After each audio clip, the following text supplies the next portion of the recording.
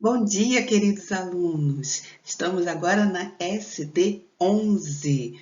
Vamos recordar modelos atômicos, estrutura atômica e todos aqueles conceitos básicos do primeiro ano. Vamos fazer hoje uma recordação da história da evolução dos modelos atômicos.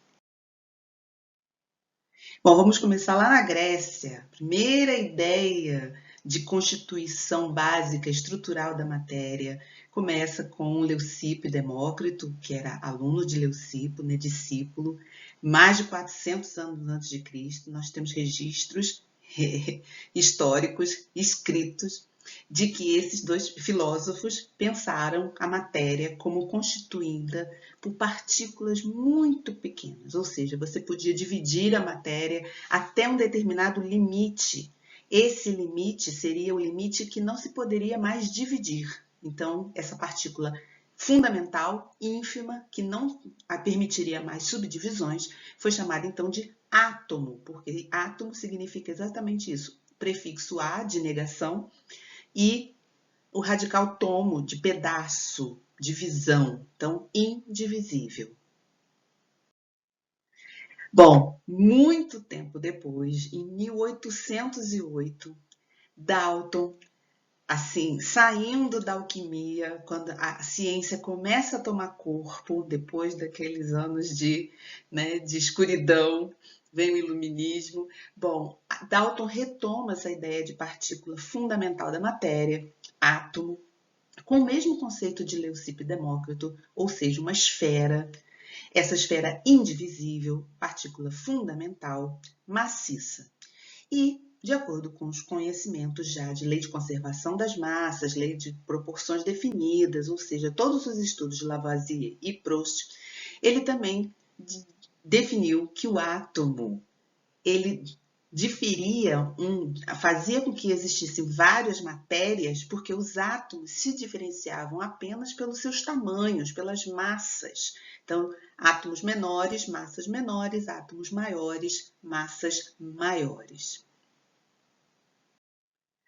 Em 1875, William Crookes, trabalhando com eletricidade, criou um protótipo de lâmpada, tanto é que a gente chama esse sistema de lâmpada de Crookes. Ele usava energia elétrica, colocava um gás, hidrogênio, oxigênio, qualquer gás dentro do recipiente e depois fazia vácuo, ou seja, ele mantinha uma atmosfera com pouquíssimas moléculas do gás que ele tinha colocado lá dentro. Ao acionar a energia elétrica, e no escuro, por isso essa figura em preto, apareciam raios que eles direcionados do polo negativo para o polo positivo. Então, como eles eram direcionados ao polo positivo, ficou convencionado que esses raios tinham carga negativa. Por isso foram chamados de raios catódicos, porque saíam do positivo, do cátodo, e migravam para o negativo, o ânodo, certo? Em 1886, o Goldstein, usando uma lâmpada de Crookes ligeiramente modificada, fez com que a placa metálica que servia de catodo estivesse um pouco deslocada ali da ponta.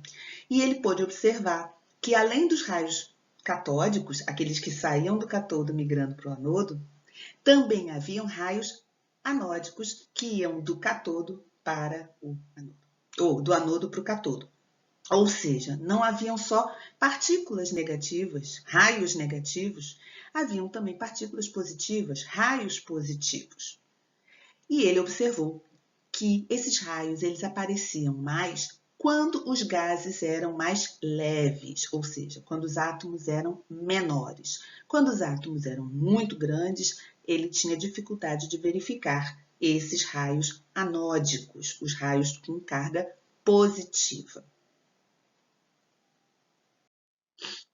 Thomson continuou trabalhando com as lâmpadas de Crookes e, em 1897, ele fez vários experimentos com os raios catódicos, ou seja, aqueles que saíam do anodo em direção ao catodo, raios com carga negativa. E ele verificou que, além de cargas, esses raios possuíam massa. Veja no primeiro experimento, ele colocou uma hélice de papel mesmo, bem levezinha. E a hélice, ao ligar o equipamento, ou seja, ao cruzarem os raios, essa hélice girava, demonstrando que os raios tinham massa. Outra experiência foi colocar um anteparo em formato de cruz e os raios que chocavam com esse anteparo não prosseguiam, fazendo uma sombra no final da lâmpada, demonstrando que ali não havia raios porque ficaram retidos no anteparo.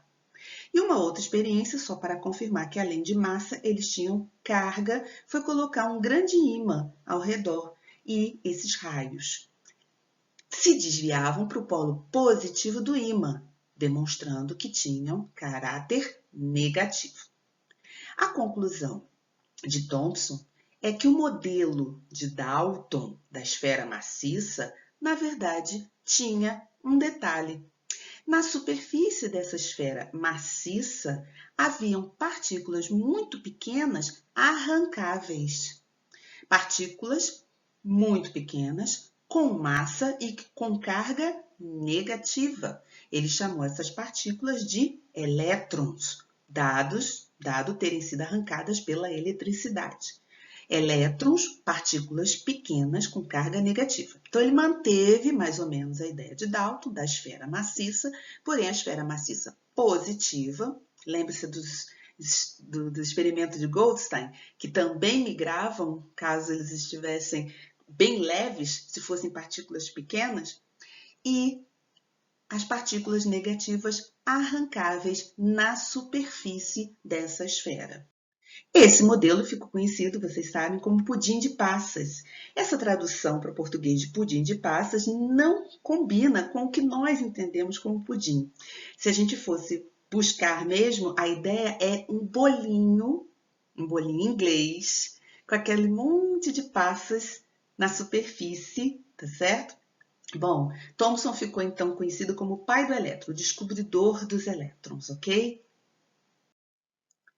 Em 1893, já se sabia bastante sobre radioatividade, já se sabia das partículas alfa positivas de maior massa, das partículas beta negativas de massa menor, da radiação gama sem cargas, e Rutherford fez um experimento onde ele bombardeou uma lâmina bem fina de ouro com uma radiação emitindo partículas alfa. A observação dele foi que os raios gama, partículas positivas, atravessavam a lâmina de ouro. E aí ele ficou pensando, olha só, se o átomo é aquela partícula densa, maciça, com os elétrons incrustados, a radiação gama não teria capacidade de atravessar assim tão fácil. Veja que as radiações refletidas foram muito poucas. A grande maioria das partículas atravessou o material.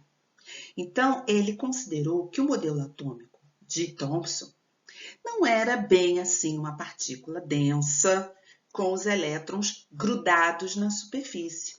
Mas esses elétrons deviam estar destacados dessa superfície maciça positiva.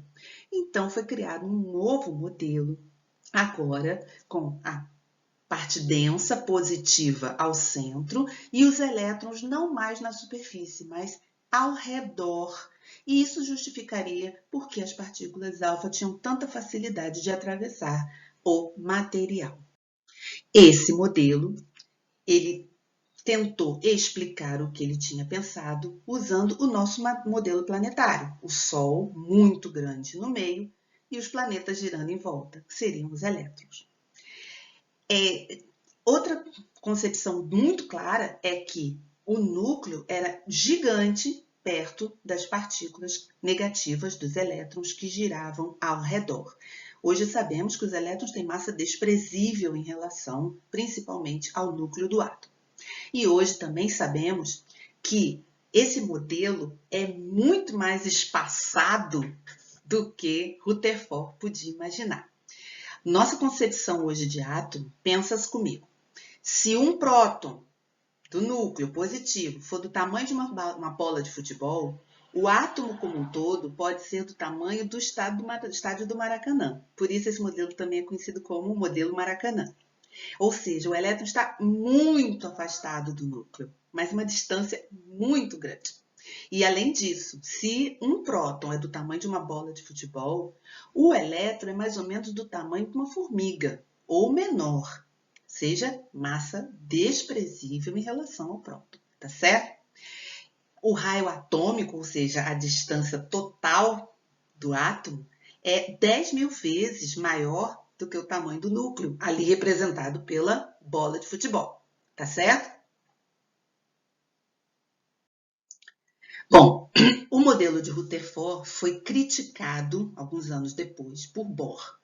Ele disse o seguinte: olha, o teu modelo está muito bem explicado, realmente podemos comparar com o modelo planetário, o núcleo, né, e os elétrons girando em volta em órbitas, assim como os planetas fazem ao redor do Sol. Só que para isso acontecer, nós temos que levar em consideração que esses elétrons têm que ter uma velocidade, uma energia que garanta esse equilíbrio entre as forças centrípeta e centrífuga, assim como os planetas. Porque se não tiver esse equilíbrio, o que vai acontecer? Os elétrons girando ao redor do núcleo positivo. Vai haver uma interação, uma atração entre cargas opostas. E esses elétrons vão aos poucos perdendo energia e vão acabar colapsando, grudando no núcleo positivo de massa muito maior, certo? Então, essa é a primeira vez em que se fala abertamente em quantidade de energia para os elétrons. Usou-se a palavra quanta, do latim, que significa quantidade. Aí é o iniciozinho da química quântica e da física quântica. É quando se pensa nessa quantidade de energia que os elétrons devem possuir para manter esse equilíbrio e se manter em órbitas ao redor do núcleo. Além disso, vocês lembram do teste de chama? Quando a gente coloca um determinado elemento na chama, aparece uma cor.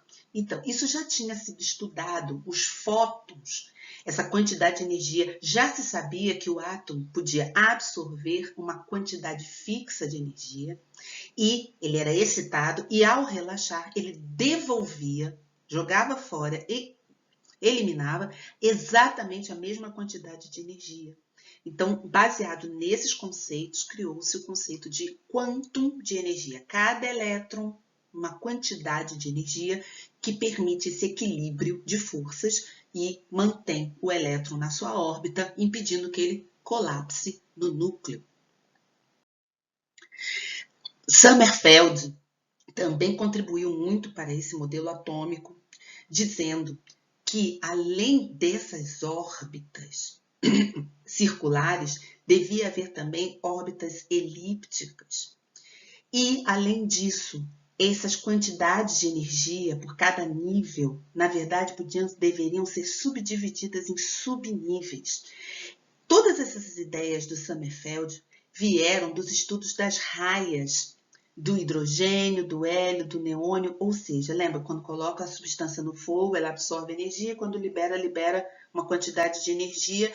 Esses estudos da energia liberada levaram Sommerfeld a compreender que não tinham só órbitas, mas tinham também níveis inferiores, subníveis de energia, porque para justificar tantas raias, o hidrogênio tem 3 raias, o hélio tem um elétron a mais e tem um monte de raias novas. E cada elétron que aumenta no átomo, mais raias aparecem. Então, ele justificou com essas subdivisões entre os quanta de energia dos elétrons. Ele chamou esses subníveis de S, P, D e F a partir dos nomes técnicos que se usava na espectrografia, que está ali, Sharp, Principal, Diffuse and Fundamental, ok? Bom, Schrödinger, em 1926, já no início do século XX, ele, estudando todas essas propostas de modelos atômicos e tal, ele decidiu que ele ia calcular a energia de cada elétron que em volta do núcleo. Ele usou como conteúdo, como conceito básico, que os elétrons, eles se comportavam com alta velocidade, baseado nos estudos, inclusive, de Einstein, e essas energias podiam ser calculadas como se os elétrons se comportassem como ondas. E ele foi à luta e calculou todas as energias de todos os elétrons. Aqui nós vemos a equação básica de Schrödinger, onde ele calcula a energia desses elétrons, baseado na distância em relação ao núcleo, baseado em ângulos de direção e vários outros conceitos bem mais difíceis a gente não tem matemática suficiente para isso. Ao resolver essas equações, conforme os elétrons iam se afastando do núcleo, algumas vezes essa equação dava zero. Esses zeros de energia foram chamados de nós, ou seja, naquela distância a energia é zero, ou seja, ali não tem elétrons. Usando conceitos matemáticos de probabilidade, ele elevou essas equações ao quadrado e transformou gráficos bidimensionais em figuras tridimensionais. Como ele usou conceitos matemáticos de probabilidade, foi criado um conceito de probabilidade, o orbital, em vez de órbitas tridimensionais, então são orbitais. E esses orbitais, então, foram definidos como a região do espaço onde existe a maior probabilidade de se encontrar o elétron. Quando a equação de Schrödinger dava zero, qual era a probabilidade de encontrar o elétron? Zero. E valores máximos, maiores probabilidades. Esse tratamento matemático da equação de Schrödinger criou figuras geométricas tridimensionais que nós chamamos de orbitais, que vocês conhecem, e que Schrödinger usou a nomenclatura de Sommerfeld, S, P, D e F. Tá certo?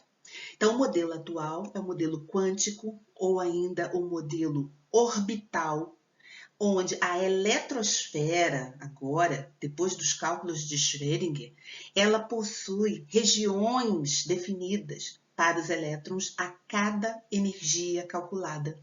Os orbitais. Então, os elétrons agora não estão difusos, espalhados ao redor do núcleo. Eles se comportam conforme a energia que possuem, ok? Então, são os orbitais que correspondem às energias de cada subnível. Aquelas figuras que eu falei estão aí. Então, eu tenho um orbital esférico, que foi denominado S. Eu tenho orbitais em formato de halteres, dos lobos que a gente chama. Na verdade, são três. Um no eixo X, um no eixo Y, outro no eixo Z, que juntos compõem os orbitais do tipo P. Nós temos 5 orbitais diferenciados, vejam que figuras lindas em azul, que juntos compõem o que nós chamamos de subnível D. E temos 7 regiões diferenciadas que se chamam subníveis F. Tá? Tudo resultado dos cálculos de energia, depois de estatística de probabilidade de Schrödinger. E baseados nos conceitos nascidos lá atrás, de que o núcleo é positivo, que os elétrons estão espalhados ao redor, que os elétrons possuem cada um a sua energia, a quantidade fixa de energia, que eles podem absorver energia, ficando excitados, mas que eles retornam ao estado fundamental, devolvendo essa quantidade de energia. Ou seja, um acúmulo de conhecimentos que nos levou a este ponto. Este modelo de eletrosfera é o que nós chamamos de átomo moderno, o átomo atual. Só em 1932 é que Chadwick conseguiu comprovar a existência de uma outra partícula no núcleo chamada de nêutron, porque não possui carga. Essa comprovação ela já era esperada há muito tempo, porque algo tinha que justificar a estabilidade de um núcleo onde está condensada toda a massa do átomo, cheio de partículas positivas. É óbvio que essas partículas vão se repelir. Então, algo tinha que justificar a estabilidade dos núcleos. Veja, quando o átomo é pequeno, a quantidade de prótons e nêutrons, em geral, é igual. Conforme os átomos vão aumentando, a quantidade de de nêutrons vai aumentando mais ainda. Nós temos átomos que possuem 3 vezes mais nêutrons do que prótons no núcleo.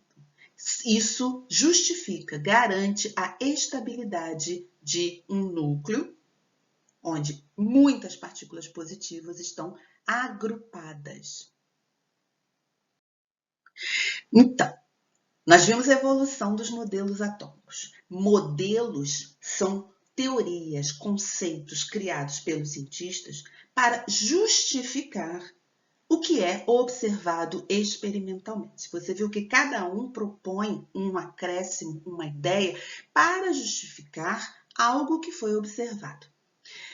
Podemos usar todos eles, depende da situação. O que é que você quer demonstrar, o que é que você quer comprovar. Todos os modelos têm um quê de verdade, certo? E isso não significa que o modelo atual seja definitivo. Novas descobertas podem nos levar a mais conceitos e inovações a respeito do modelo que nós usamos atualmente. O que para nós químicos é fundamental? Essa separação entre núcleo e eletrosfera. Nós sabemos que no dia a dia, essas coisas comuns, corriqueiras que acontecem, todas acontecem por troca na camada externa da eletrosfera. São os elétrons mais externos os responsáveis por 90% dos fenômenos do dia a dia, das reações comuns. São nessas trocas de elétrons, vocês sabem, ligação covalente, né? Nesse compartilhamento de elétrons que está a nossa natureza. Porém, sabemos também que o núcleo também é capaz de realizar algumas alterações bem marcantes. E aí estamos no ramo da química nuclear. Então, é importante esse conceito de massa do átomo concentrada no núcleo, elétrons girando ao redor em alta velocidade, dispersos dentro dos seus orbitais, com massa desprezível, correto? Esse é o nosso foco para a química. Se você tem esse conceito, você entendeu os modelos atômicos. Mas os físicos não ficaram satisfeitos com isso. Veja, para nós químicos, o átomo, basicamente, ele tem este modelo, eletrosfera e núcleo, certo? Como eu disse para vocês, esse é o fundamento.